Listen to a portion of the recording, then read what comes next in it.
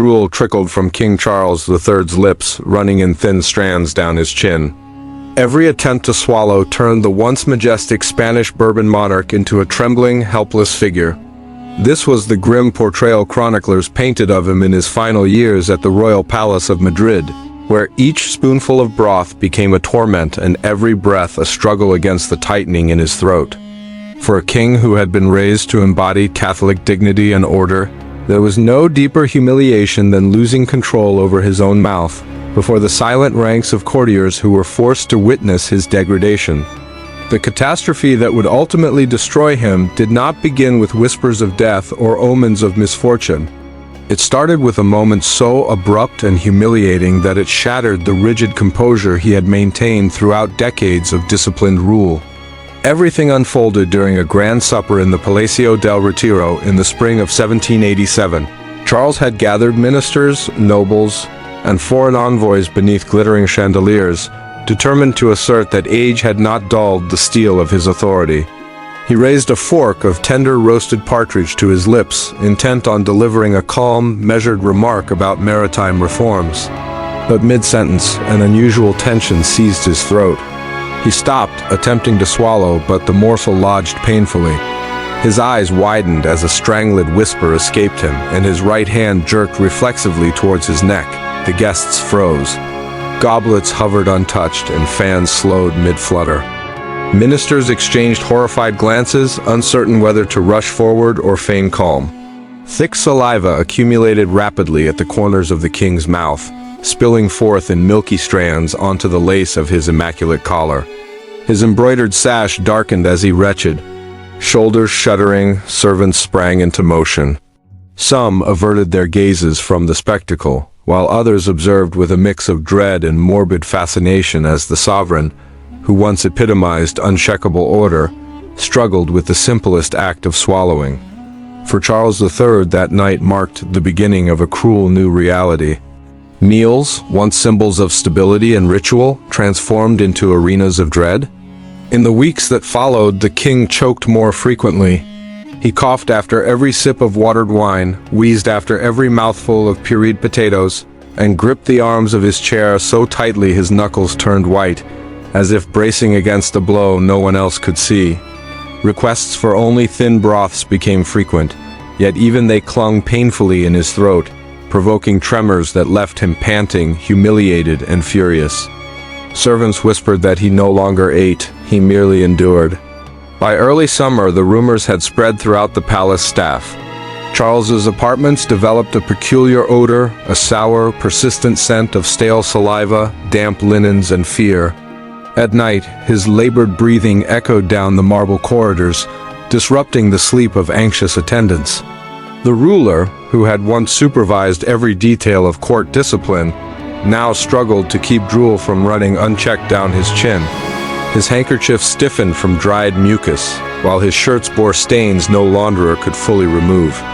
But not a single servant dared mention a word of his state, for Charles, mortified to the core, reacted unpredictably to even the slightest sign of pity. Every evening, Charles III paced the halls of the Palacio Real, leaning heavily on his cane, muttering prayers under his breath while reprimanding servants with a harshness foreign to his normally measured character. A candle positioned too close to a tapestry could trigger fury. A whispered conversation behind a door was interpreted as insolence. His advisors noted alarming shifts in demeanor, moments of vacant apathy followed by outbursts of volcanic irritation.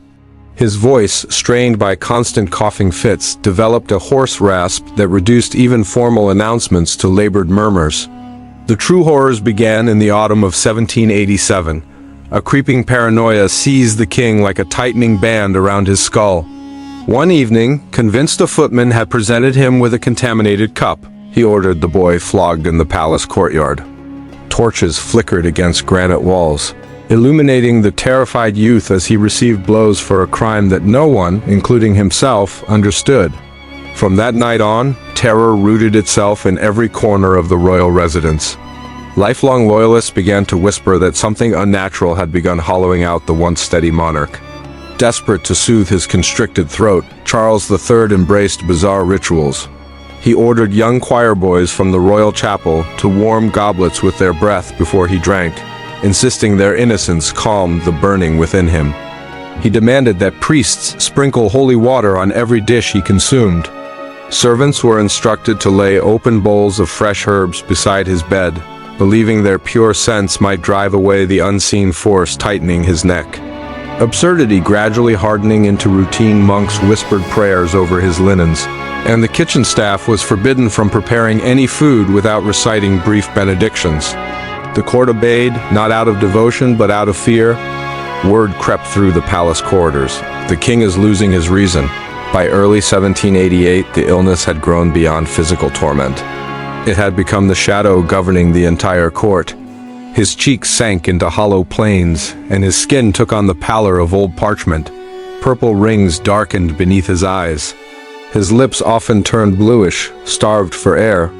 Each breath came with a faint whistle, and a swelling that started as no larger than a walnut now protruded grotesquely at the base of his neck. When he swallowed, it shifted visibly, drawing horrified gazes from anyone who dared to look. The odor from his chambers became unbearable. Servants gagged upon entering, forcing themselves to breathe shallowly through perfumed cloths tucked inside their sleeves. Delivering meals or changing linens became a source of dread. The dining hall, once a vibrant hub of royal activity, fell silent and unused. Charles III now ate alone, hunched at a small table, pushing aside bowls of thin gruel he could scarcely swallow. His diet shrank to herbal teas and watered soups, each sip igniting suffocating agony. Day by day he experienced deeper humiliation. His breath rasped more sharply, and his coughs erupted with increasing violence. His nightclothes, once immaculate, became stiff with dark stains.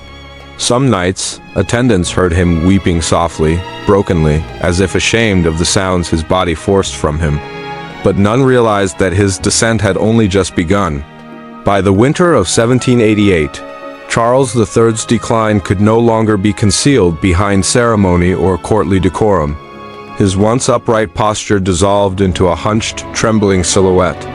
The swelling in his neck had become a dark, rounded mass that throbbed ominously with each breath, now visible to anyone daring enough to lift their gaze. When he turned his head, the tumor shifted with a faint, unnerving squelch, as if something trapped inside pulsed in protest. Shaken attendants would later admit that the moist sound followed them into their dreams. Solid food became an unapproachable adversary. Even liquids, despite all efforts to dilute and warm them, provoked spasms whenever he attempted to swallow broth.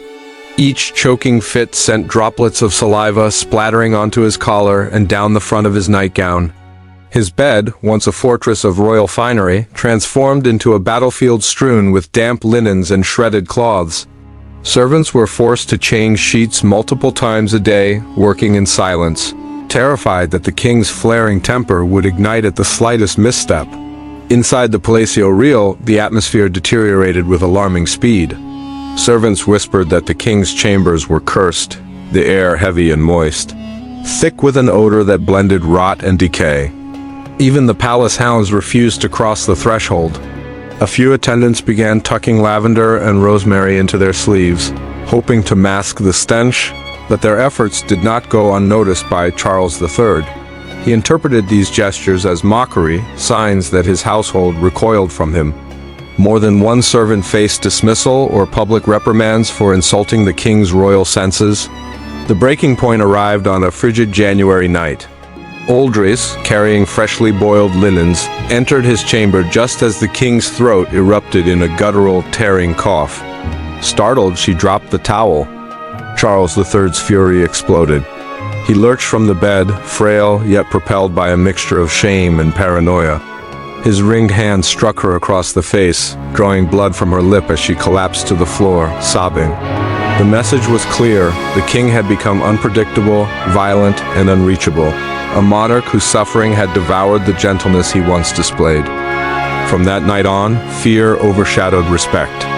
Soon afterward, the swelling in his throat expanded so dramatically that even slight movements produced audible clicks deep within the compressed tissues. His breath grew ragged, scraping against the air like a saw cutting through wet wood.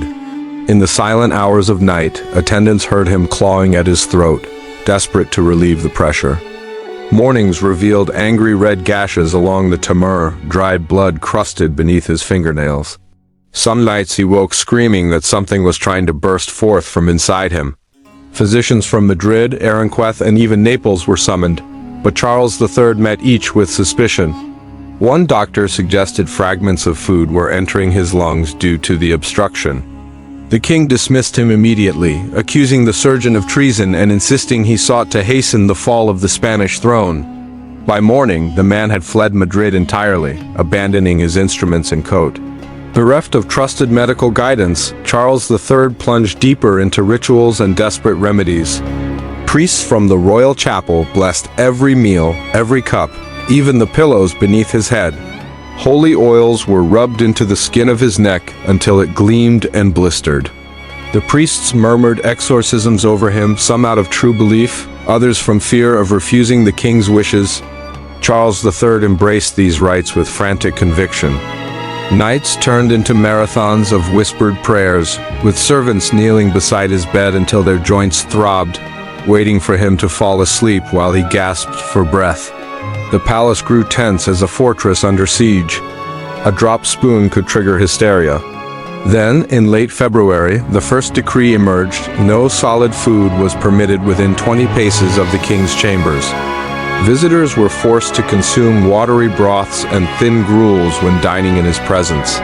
When a foreign envoy from Parma requested bread, Charles III erupted into a hoarse scream, accusing him of attempting to choke him through symbolic defiance. Guards immediately escorted the envoy from the palace. Another decree followed. Every person entering the king's apartments must wear a white scarf around their neck, symbolizing purity of breath and loyalty to the royal throat. Those who forgot the cloth faced punishment. Some received fines, while others endured humiliating public reprimands. But the night terrors were even worse. One evening, Charles III jolted awake, choking violently on a mixture of blood and thickened saliva. Panicking, he struck the bedside table, scattering prayer books and candles. Convinced that assassins had slipped poison into his room, he staggered to the door, screaming for guards. His cries echoed through the palace with a hollow, animalistic tone that froze attendants in their tracks. They found him collapsed on the floor, gasping, clutching a guard's coat, begging them to hunt down unseen conspirators. From that moment on, he no longer trusted even his closest attendants and saw spies in every shadow. His paranoia metastasized as ruthlessly as the tumor strangling his throat. Courtiers walked with heads bowed, terrified that even a glance might provoke him. Servants braced themselves for the sound of his cane striking the floor, knowing it often preceded yet another eruption of rage, fear, or suffocation. As spring approached, the tumor swelled further. Skin stretched thin as parchment, dark veins branched like roots across its surface. His cravat could no longer disguise the grotesque mass. The once composed King of Spain was becoming a specter, a collapsing monument to suffering. Tragically, the plunge into horror had only begun. By early spring of 1788, the royal palace of Madrid had transformed into a grotesque hybrid half-regal residence, half-improvised infirmary, entirely a prison for a monarch ensnared within his collapsing throat. Charles III's bedroom, once a showcase of Bourbon discipline, now resembled a chamber of horrors. Glass jars containing clots of bloodied sputum lined the shelves. Bowls of half-congealed broth sat untouched beside the bed. Piles of damp cloths emitted a nauseating blend of bile, rot, and the acrid scent of herbal remedies gone stale. Even sunlight struggled to penetrate the heavy curtains the king demanded remain closed, convinced that bright light fed the malignancy within him. The stench became unbearable. Servants whispered that it clung to their clothes long after they left the room, that their hair smelled of decay no matter how thoroughly they washed.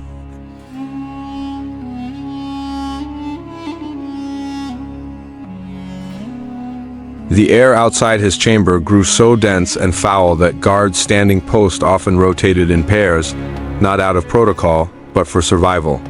Charles III's agony escalated into a spectacle that terrified those forced to witness it. The tumor in his neck had grown so violently that his entire jawline had changed. Beneath the thin, strained skin, bluish veins spread out like poison rivers. The king swore he could feel the mass breathing. In truth, the violent throbbing accompanying each swallow mimicked a grotesque heartbeat. The tumor compressed his windpipe, turning breathing into a deliberate act. Sleep became nearly impossible. Night after night he sat propped against a fortress of pillows, head tilted back, mouth open as he gasped in ragged breaths that rattled against the furniture. His attendants rarely slept, hovering like anxious shadows in the corridor, dreading the next suffocating episode. When the king drifted into shallow, fitful half-sleep, his throat emitted a wet, rattling sound that seemed less than human. Some swore it resembled water gurgling through clogged pipes. Others claimed it sounded like a dying animal.